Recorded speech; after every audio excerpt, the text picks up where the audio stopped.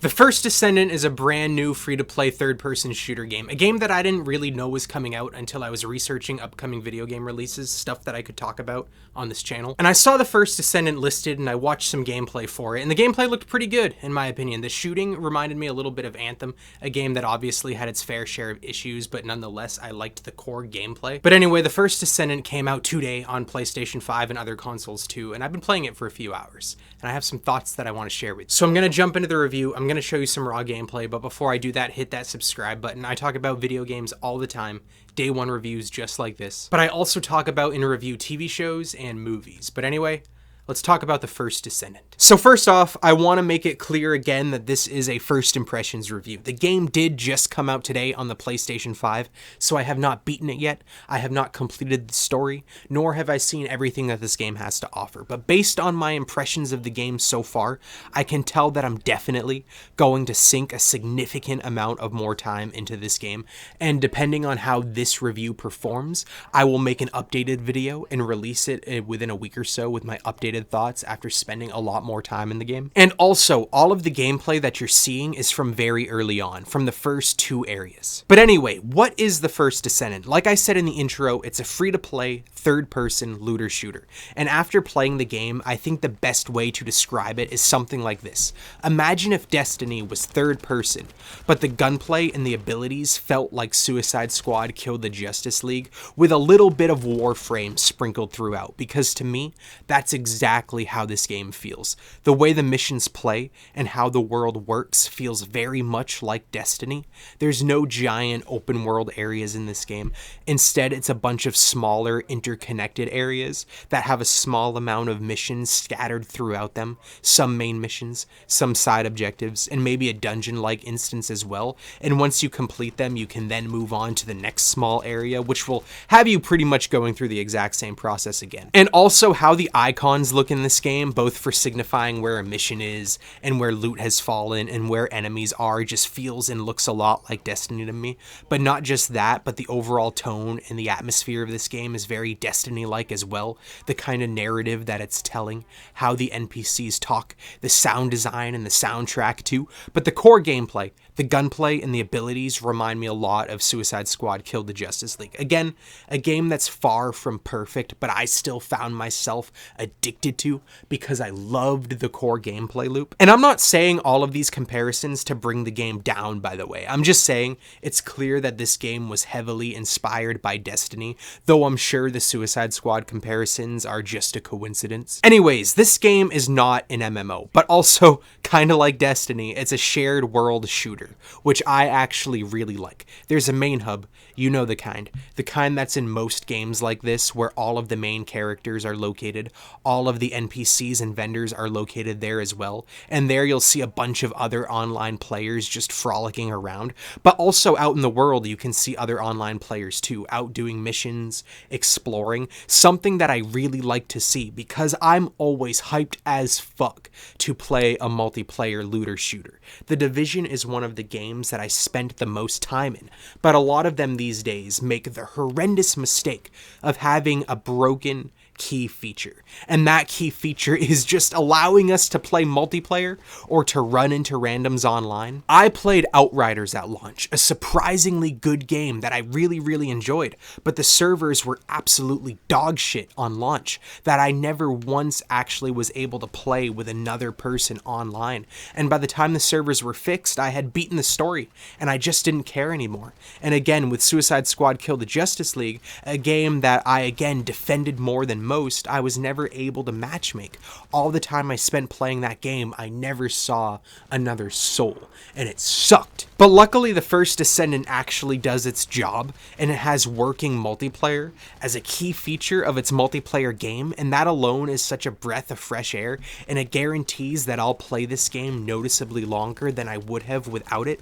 You'll see players littering the hub, you'll see them often out in the world doing their own thing or doing the same mission that you're doing, And when you matchmake into a dungeon-like instance, your party fills up pretty quickly. Now granted, this game did just come out today, so we'll have to wait and see how long the servers remain populated. But with all that being said, how fun is it to actually play the First Descendant? In my opinion, it's surprisingly fun so far. The core gunplay and the abilities check a lot of boxes for me personally for what I want in a game like this, but the mission structure so far seems a little too simplistic, and I'm already starting to notice how shallow it can be. A lot of the missions take, 2 to 3 minutes to complete, and the goal is usually something like kill all of the enemies in this area, or defend a spot for X amount of minutes, that sort of thing. It's pretty much the same critique and structure that a lot of people had with the Suicide Squad game, but for me personally, it's just not as fun here yet, for a couple of reasons, because in Suicide Squad, I liked the core gameplay noticeably more, even though they are very similar, but also being able to swap between characters in that game was super helpful in spicing up the repetitiveness of that game. When this game starts, you choose the character you want to play as. You get to choose from 3 of them, and each of them have their own unique abilities, and honestly, I don't like that in this game. The characters don't really have a special personality, and once you unlock more of them, it means they're not special to the story either. So I really wish that we could have just customized our characters and just had different classes that had different abilities. Having there be pre-made characters in this kind of game just makes it feel limiting for no real reason. And I can't speak much on how you unlock the other Descendants yet.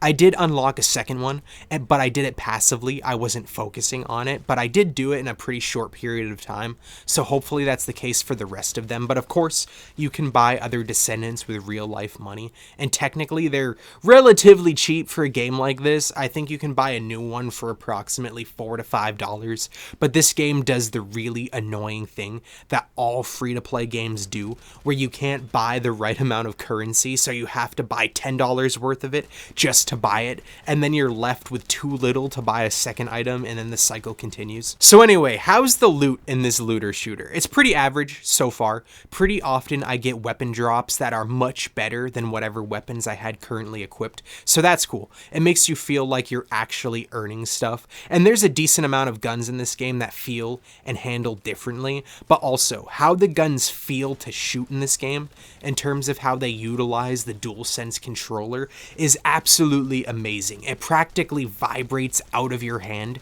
It makes them feel wicked powerful, and I loved it, and it's arguably, honestly, the best feeling shooting in a game that I've experienced on the PS5 so far. Again, not technically in the game, but in terms of how the DualSense feels while you use them. But a bad thing about the loot in this game is that there doesn't seem to be any cosmetic drops, like outfits, armor, helmets, or capes, that sort of thing.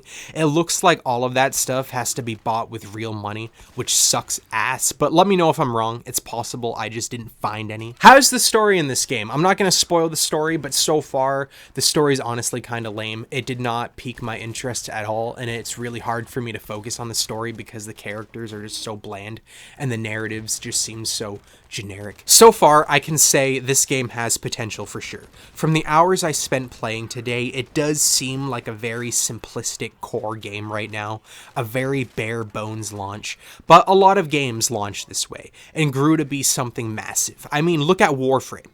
I can see this game following that path. It definitely has the bones to be something that people play for years, but the big question is, can the developers maintain the player base? Can they keep people hooked after the honeymoon phase is over?